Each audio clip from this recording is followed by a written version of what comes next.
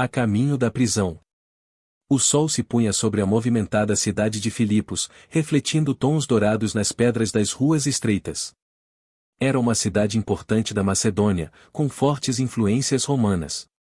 Os comerciantes encerravam seus negócios, os soldados patrulhavam as vias principais, e os templos pagãos erguiam-se imponentes, repletos de incenso e orações dirigidas a deuses estranhos. No meio dessa sociedade, dois homens caminhavam decididos, Paulo e Silas, missionários determinados a pregar a mensagem de Jesus Cristo. Haviam chegado ali com Lucas e Timóteo, levando a palavra àqueles que jamais haviam ouvido sobre a salvação. Suas palavras inflamavam corações e incomodavam aqueles que viviam em trevas.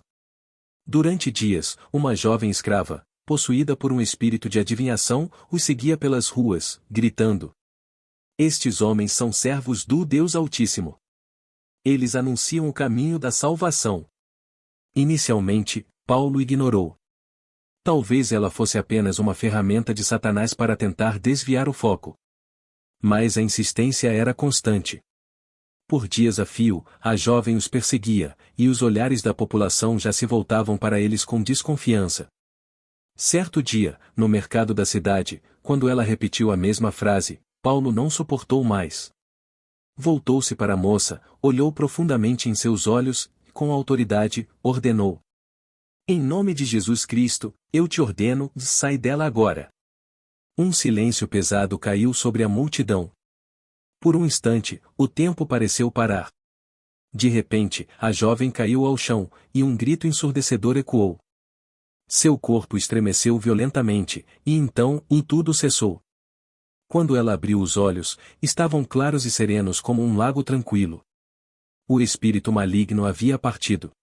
O povo observava com espanto, mas os donos da escrava se enfureceram. Eles lucravam com as adivinhações dela, explorando seu dom demoníaco para encher os bolsos. Com a libertação da jovem, sua fonte de dinheiro secou. "Esses homens nos prejudicaram. Eles estão perturbando a cidade," gritaram os senhores da escrava, incitando o povo contra os missionários. Uma onda de ódio e agitação começou a crescer. A multidão foi manipulada facilmente. Em instantes, Paulo e Silas foram arrastados até a praça pública, levados diante dos magistrados romanos. "Esses judeus estão trazendo confusão. Pregam costumes que não podemos aceitar," clamavam os acusadores. Os líderes romanos não deram chance para explicações. Sem julgamento, sem defesa, ordenaram que os dois fossem açoitados em praça pública. Os soldados romanos rasgaram suas vestes e os espancaram com varas. Os golpes caíam um após o outro, deixando marcas profundas e sangue escorrendo por suas costas.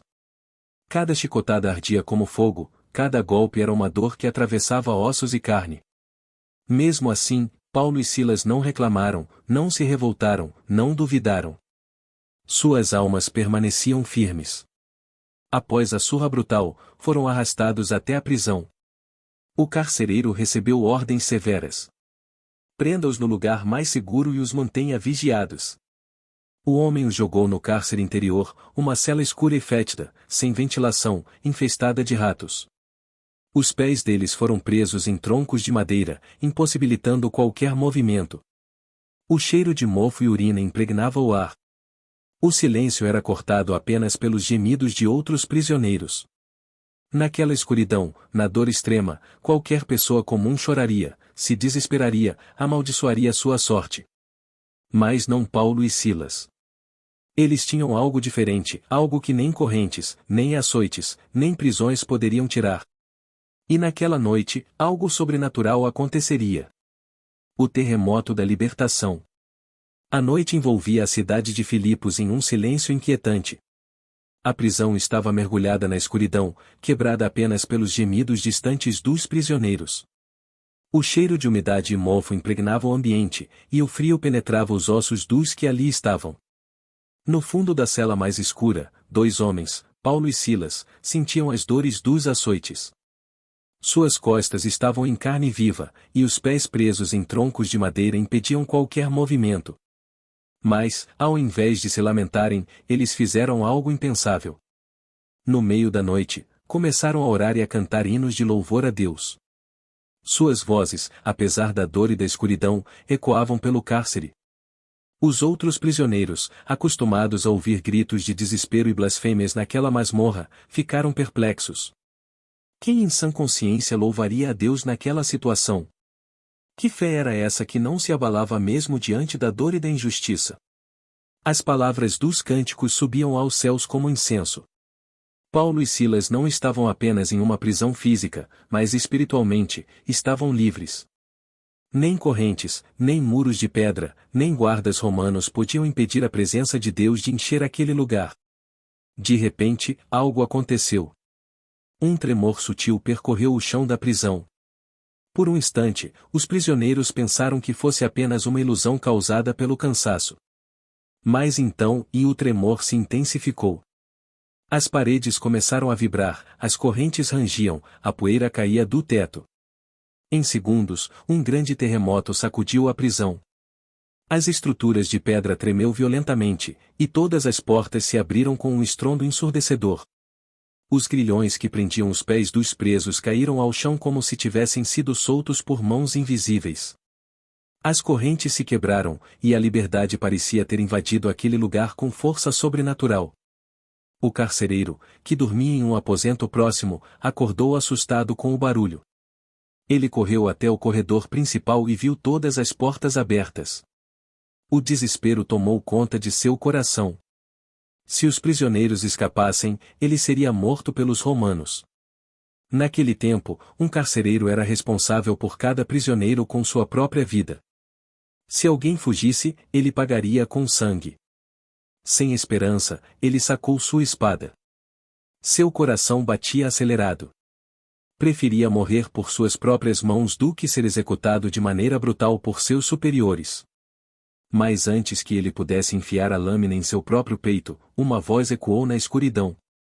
Não faça isso. Não te faças nenhum mal, pois estamos todos aqui. Era a voz de Paulo. O carcereiro congelou no lugar. Ele não podia acreditar. Nenhum prisioneiro havia fugido? Mesmo com as portas abertas? Isso era inimaginável. Ele se aproximou rapidamente, tremendo da cabeça aos pés. Pegou uma tocha e correu até a cela de Paulo e Silas. Quando a luz amarelada iluminou seus rostos, o coração dele se abalou profundamente. Aqueles homens não tinham fugido. Eles não eram criminosos comuns. Eles eram diferentes.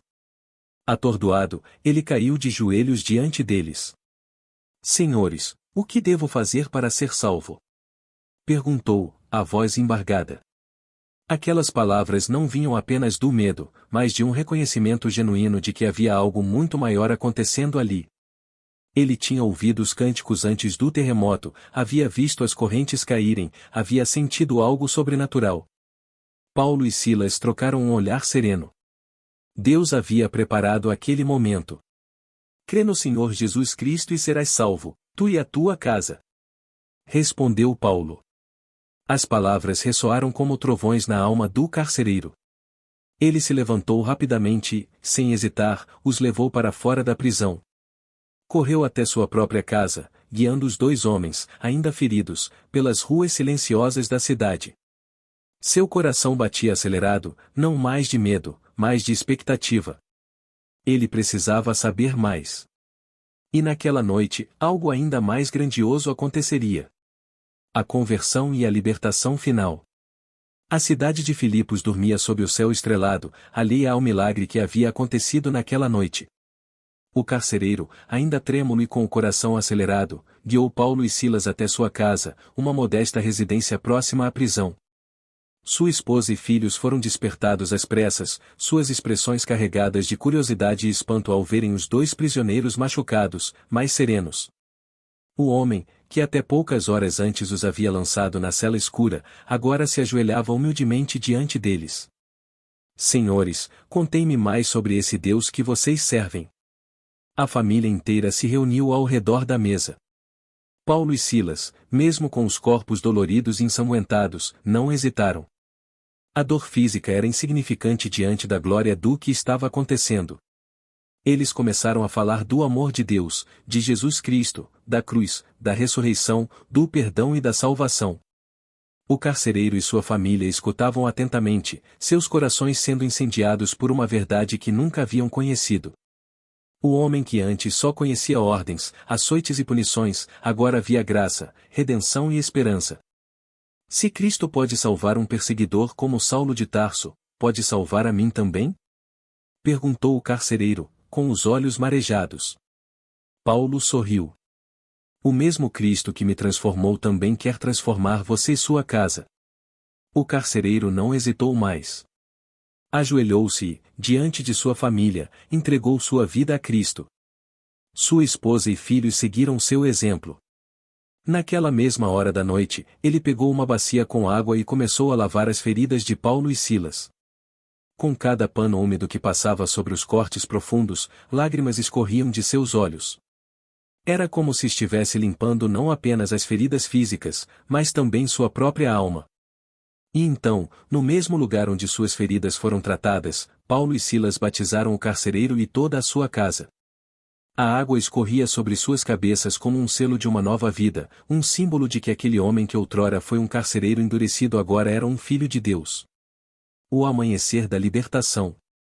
O sol começava a despontar no horizonte quando uma mensagem inesperada chegou até a casa do carcereiro. Os magistrados romanos haviam enviado ordem para que Paulo e Silas fossem soltos imediatamente. O carcereiro correu até eles, eufórico. Meus senhores! Estão livres. Os magistrados mandaram soltá-los. Podem ir em paz. Mas Paulo, com um olhar firme e cheio de autoridade, cruzou os braços. Não. O carcereiro ficou confuso. O que quer dizer com o não? Vocês foram libertados. Podem sair da cidade agora. Paulo respirou fundo. Fomos presos sem julgamento, açoitados publicamente e lançados na prisão como criminosos comuns. Mas somos cidadãos romanos. O carcereiro empalideceu. Açoitar um cidadão romano sem julgamento era uma grave infração contra a lei. Se essa informação chegasse a Roma, os magistrados sofreriam duras penalidades. O homem correu de volta à praça principal e entregou a notícia aos magistrados. Estes, ao ouvirem que haviam açoitado cidadãos romanos, ficaram aterrorizados. Imediatamente, dirigiram-se pessoalmente até Paulo e Silas. Pedimos desculpas. Por favor, saiam da cidade sem criar problemas. Paulo não queria vingança, nem humilhação. Ele queria que a cidade soubesse que a obra de Deus não poderia ser calada, nem subjugada pela força. Antes de partir, ele e Silas foram até a casa de Lídia, a mulher temente a Deus que havia os acolhido quando chegaram a Filipos. Ali, encontraram os irmãos reunidos, fortalecendo-os com palavras de encorajamento. Então, sem medo, partiram para continuar a missão de pregar o Evangelho. E naquela cidade onde tentaram silenciá-los, a Igreja do Senhor crescia, impulsionada pelo testemunho de um terremoto, um cântico na prisão e a conversão de um carcereiro e sua casa. Fogo, se inscreva no nosso canal. Fogo. Se você gostou dessa história incrível sobre Paulo e Silas, cheia de fé, milagres e transformação, então não perca as próximas. Taxinha aqui no canal, você encontrará histórias impactantes, relatos inspiradores da Bíblia e reflexões que vão tocar o seu coração. Dedo indicador apontando para a direita, então não se esqueça. Marca de seleção branca, inscreva-se no canal. Marca de seleção branca, ative o sininho para não perder nenhum vídeo. Marca de seleção branca, deixe seu like e compartilhe com quem precisa ouvir essa mensagem poderosa. Livro aberto, a palavra de Deus transforma vidas. Vamos espalhar essa verdade juntos. Pessoa com as mãos postas, faíscas.